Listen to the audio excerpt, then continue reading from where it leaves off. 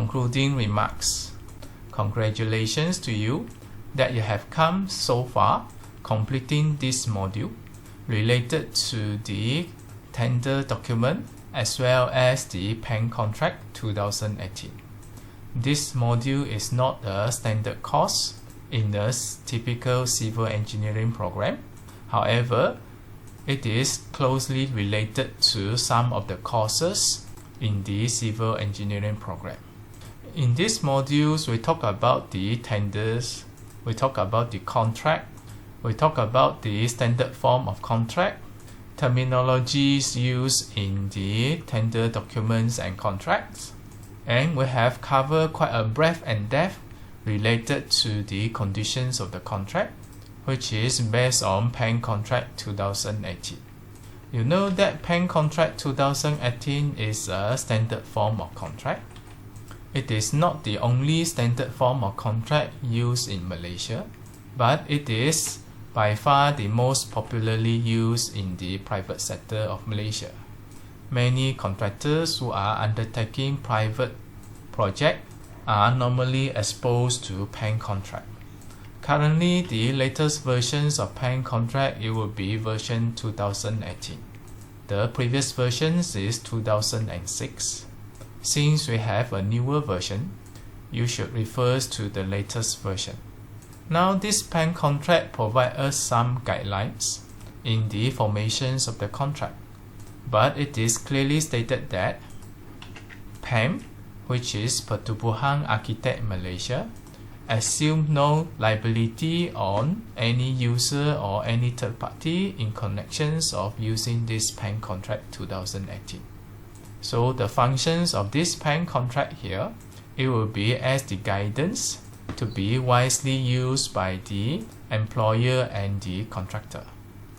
Now you know a typical construction project will involve the employer, contractor, subcontractor, architect, engineers, quantity surveyors, and even specialist consultant.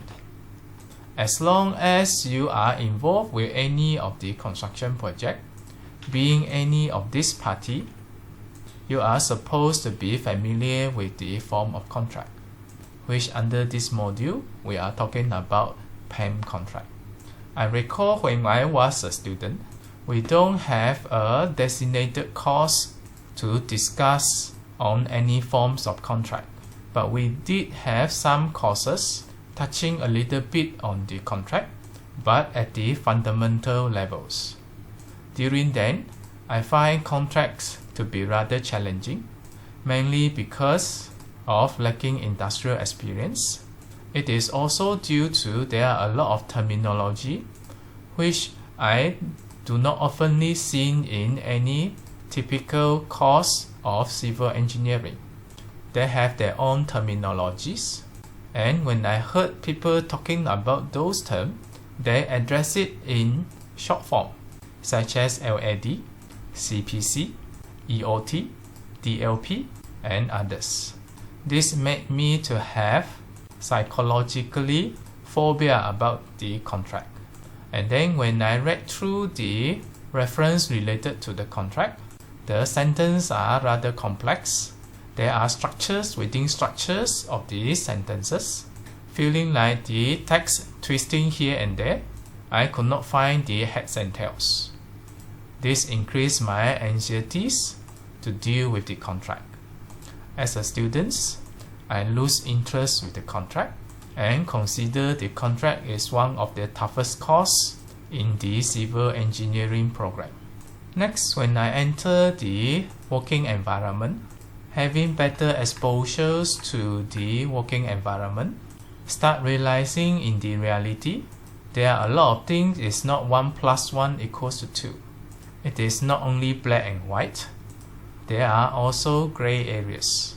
And then I realized that without sufficient knowledge related to the contract, we do not know our rights. We are putting ourselves more towards on the losing side.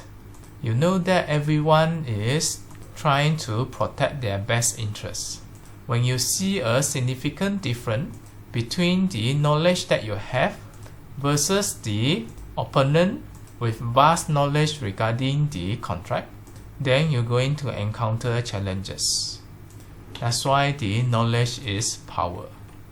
Then I realized that the importance of equipping myself with sufficient knowledge so that I can face the challenges better.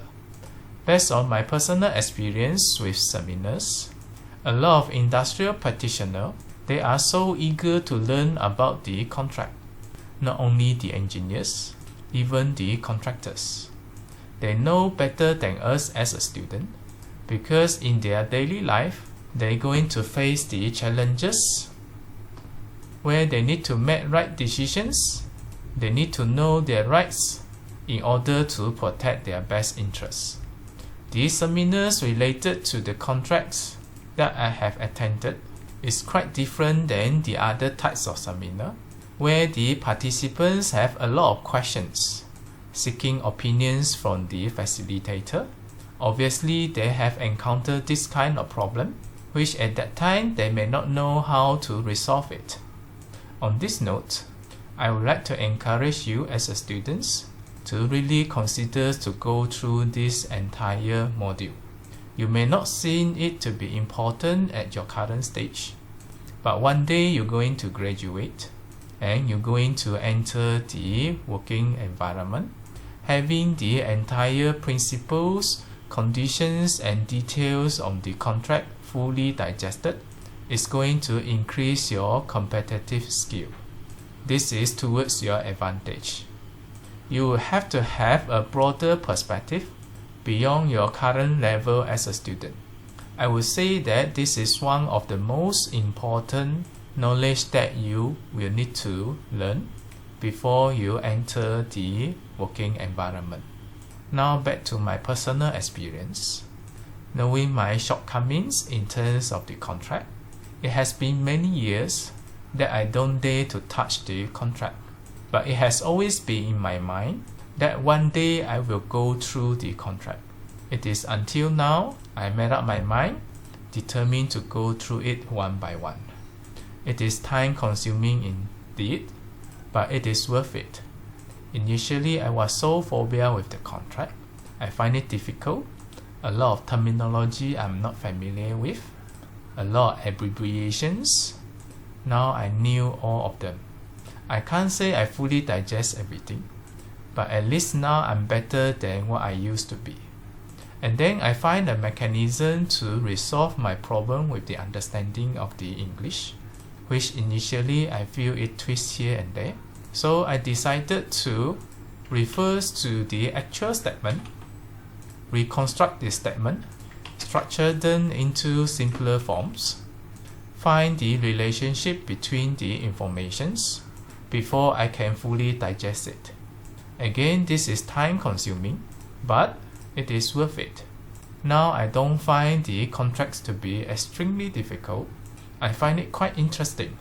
And having the exposures to the working environment, I kind of understand what are the rationales behind the PAN contract. Now this PAN contract is actually trying to be fair and just, so that everyone can use PAN contract freely without being exploited by the other parties. Throughout the module, I also encounter something which is new to me, such as mediations, expert determinations, adjudications, arbitrations, and other more. And then when I read through the details within those relevant clauses, I realize that there is no in-depth explanations on what are those. This is mainly because PAN contract assume that the persons who are using these PAN contracts has awareness of all those things. And this is where we're going to search information from the internet to strengthen our understanding. This searching process is also something important and interesting to me. It is satisfying when you know that you start to gain better understanding on the area that you initially do not know. Of course, there will be still some areas that I do not fully understand. As far as my current condition now, it is much more better than I used to be. I am quite satisfied with that. In future, if I would like to know more, I have already have background understanding on certain things. This is going to help me a lot in gaining deeper understanding on the matters. Another thing that I find it interesting is to translate the informations given in the PAN contract into a more graphical presentations to show the sequence and the response actions under different circumstances. Again, this is time consuming, but it is worth it. Having all this structure out and outlined, it allowed me to have better understanding in terms of the sequential relationship as well as the next course of actions under different scenarios. It also provides me a quick summary from the lengthy text in PAN contract. As this one is really quite a simplified version, this shouldn't supersede the PAN contract. For the full details or when there is any ambiguity or uncertainty, the ultimate reference should be the PAN contract.